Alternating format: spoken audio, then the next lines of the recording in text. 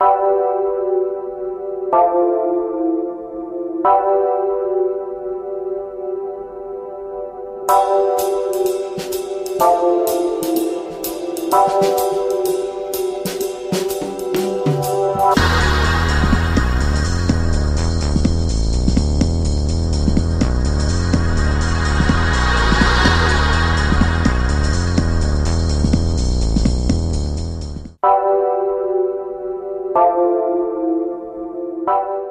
mi juicio, creo que hace todavía falta tener claridad y conocimiento de ellas.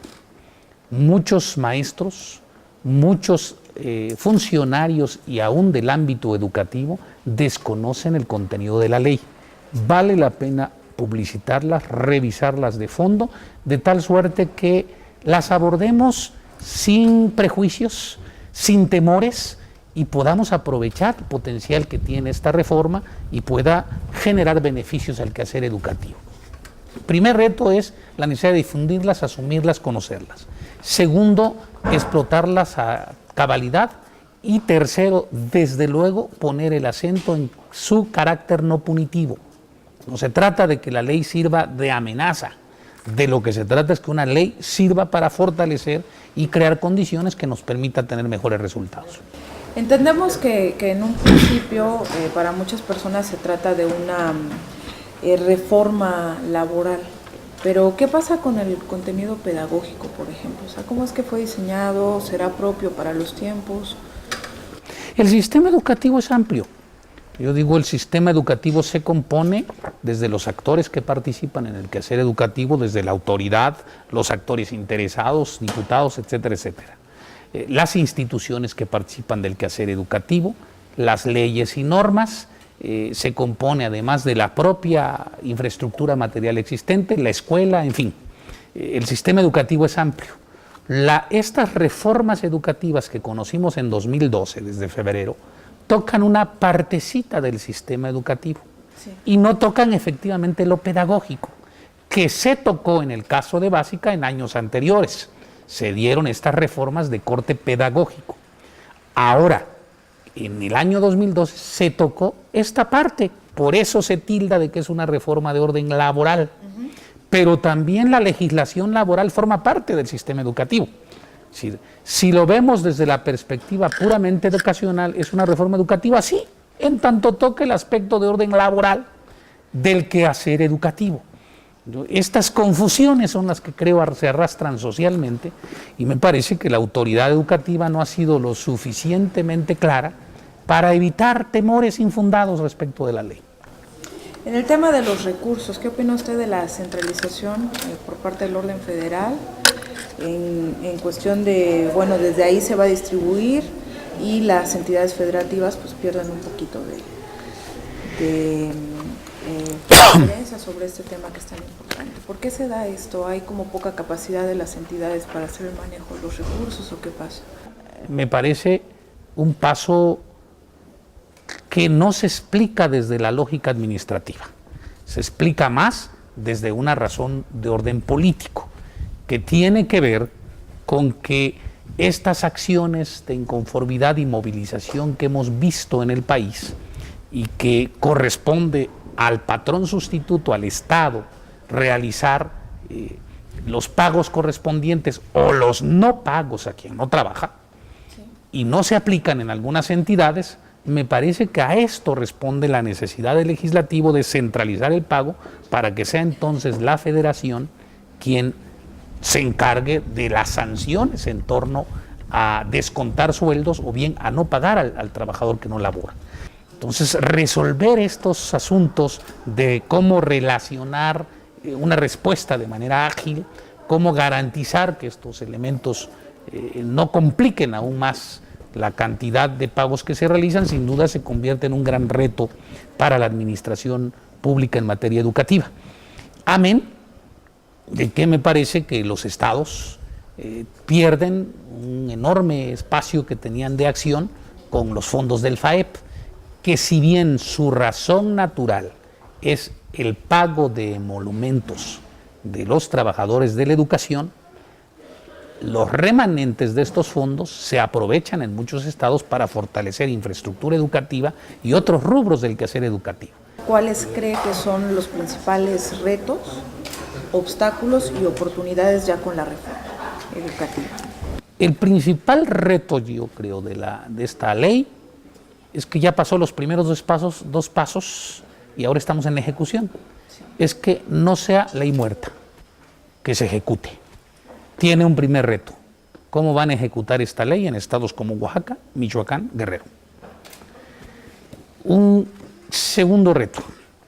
Me parece que y más en el sector educativo, estamos obligados a obrar desarrollando todo aquello que sea conveniente y correcto para el quehacer educativo. No se puede dejar el quehacer educativo a razonamientos de orden político o coyunturales. Claro. Es decir, un trabajador que desarrolla actividades, iniciativas, innovaciones, propuestas, hay que apoyarlo y fortalecer su desarrollo. Un docente que no labora, no hay que pagarle, más allá de la razón política que pueda existir. Lo que interesa es que vayamos en el sector educativo fortaleciendo el respeto al Estado de Derecho, fortaleciendo el respeto a la ley, fortaleciendo valores y que formemos desde esta lógica a los educandos.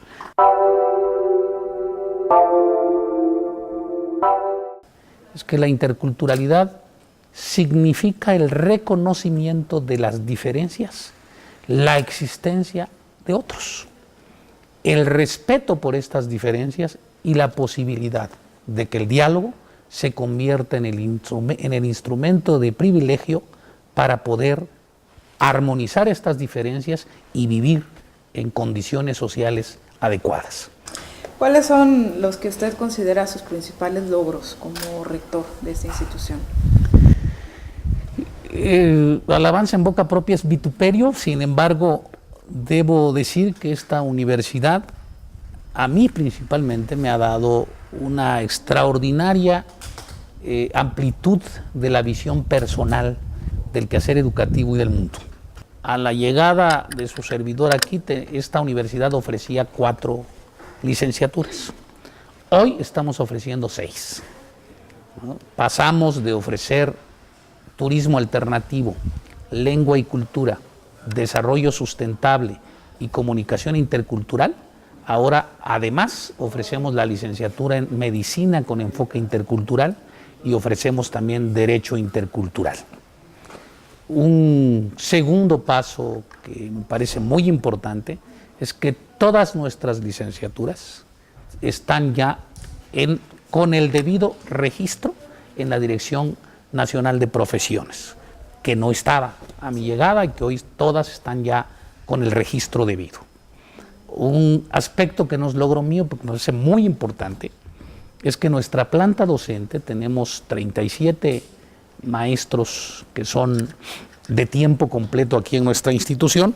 Parte de la misión de nuestra universidad es formar cuadros profesionales que tengan como meta regresar a su comunidad y desde allá y con los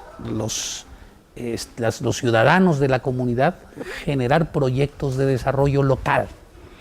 La diferencia de este profesional es que debe también tener una visión amplia que le permita tener claridad de hacia dónde camina el sector productivo y el mundo, pero que su esfuerzo lo detone desde la comunidad y con beneficios de orden social. Ese es el propósito. En este caso nos gustaría conocer, por ejemplo, pues, su opinión del trabajo que desempeñó aquí su antecesor, el doctor Andrés Fábregas Puig, como rector de aquí de la universidad. Yo tuve la fortuna de llegar a una universidad muy joven, pero además con un equipo de trabajo que encabezó la figura de Andrés Fábregas, que es un extraordinario investigador chiapaneco y que además creo que con muy buen tino encabezó los trabajos de organización del nacimiento de esta universidad y encabezó los primeros años de su desarrollo. Lo único que me merece Andrés es reconocimiento y a su esfuerzo, a su tarea como académico. ¿Cómo se da el proceso de enseñanza-aprendizaje en esta universidad? Aquí tenemos básicamente en todas nuestras carreras 3 ejes transversales. El primero es la lengua, que se convierte su enseñanza y aprendizaje en un instrumento transversal de todas las carreras. La vinculación comunitaria. Todos nuestros alumnos en cada semestre tienen que ir a las comunidades indígenas y a las comunidades diferentes que hay en nuestro estado, no necesariamente celtal, tzotzil o una castellana, pero tienen que acudir. Y una tercera es el respeto a la diversidad cultural. En nuestra universidad no hay exclusión, en nuestra universidad ni siquiera extrañeza hay por diferencias sexuales o por preferencias de cualquier tipo. Las clases en general son en español, no obstante nuestra universidad ofrece, y además el estudiante se obliga, si no habla lengua originaria, se obliga a estudiar, porque es parte de la currícula, tzotzil, celtal, chol, tzoque y o tojolabal. El EZLN ha sido un ejemplo nacional de dignidad, y yo digo mundial, y yo agregaría también de búsqueda de ir haciendo lo correcto desde su visión. En ese tema de las movilizaciones recientes por parte de maestros y de alumnos de muchas instituciones, ¿la Universidad Intercultural paró actividades? Yo debo celebrar que no.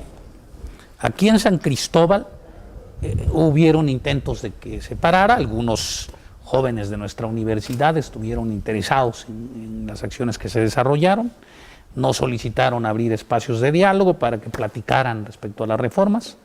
Los docentes aquí y su servidor aquí sugerimos primero sepan de qué se trata y luego deciden. Y debo orgullosamente decir que cuando algunos jóvenes de otra institución educativa quisieron venir a parar la escuela, fueron los propios chicos de la UNICH los que les dijeron, los invitamos a dialogar y con gusto platicamos, pero no van a tomar la escuela, y no lo permitieron. Entonces, durante este proceso nosotros nos mantuvimos laborando. Sin duda hubieron manifestaciones solidarias con la lucha, que están en su legítimo derecho, pero tuvieron muy claro que su formación era la prioritaria. Señor rector, usted es un educador reconocido aquí en el estado de Chiapas. Muchas gracias. Fue secretario de Educación, y nos gustaría conocer cómo nace esta vocación por educar, por trabajar en esta tarea que es de altísima responsabilidad. Yo soy nacido en una familia campesina, como creo muchos de mi generación. Mis padres estudiaron primer año de primaria. Mi madre era ama de casa, mi padre era ejidatario allá en un ejido que se llama Los Corazones, que es del estado de Oaxaca, municipio de Tapanatepec, Oaxaca. Estudio la primaria a muy temprana edad, de parvulito, decía usted, no se ha de acordar de esas cosas, oyentes, ¿no? Y me fui en esa calidad a la primaria y ya llegué hasta el 6º grado. Estudié aquí en la Escuela Normal del Estado, aquí en lo que antes era el ICACH, el Instituto de Ciencias y Artes de Chiapas. Ahí egresé como profesor de educación primaria. Por azares del placer por el arte, empecé a participar en grupos de teatro y me fui a estudiar al Instituto Nacional de Bellas Artes. Soy egresado del IMBA como instructor en arte dramático. Luego regresé a la Normal Superior a estudiar la licenciatura en Ciencias Sociales, en Educación Media. Pero desde muy joven yo quería hacer 2 cosas, maestro o doctor. La vida me condujo por ser maestro, nunca vi el salario, porque si hubiese yo sabido el salario en aquella época hubiera sido médico, pero bueno, resulté siendo profesor y en esta dedicación me puse a estudiar diversas cosas en el quehacer educativo.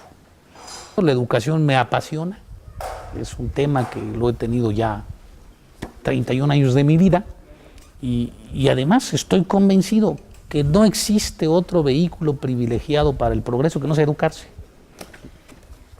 Señor rector, ahora que nos platica esta historia de su vida y de su formación, ¿considera usted cómo es que un niño, hijo de papá y mamá que no llegaron a un nivel educativo más allá del primero de primaria, puede alcanzar una posición como la que usted tiene?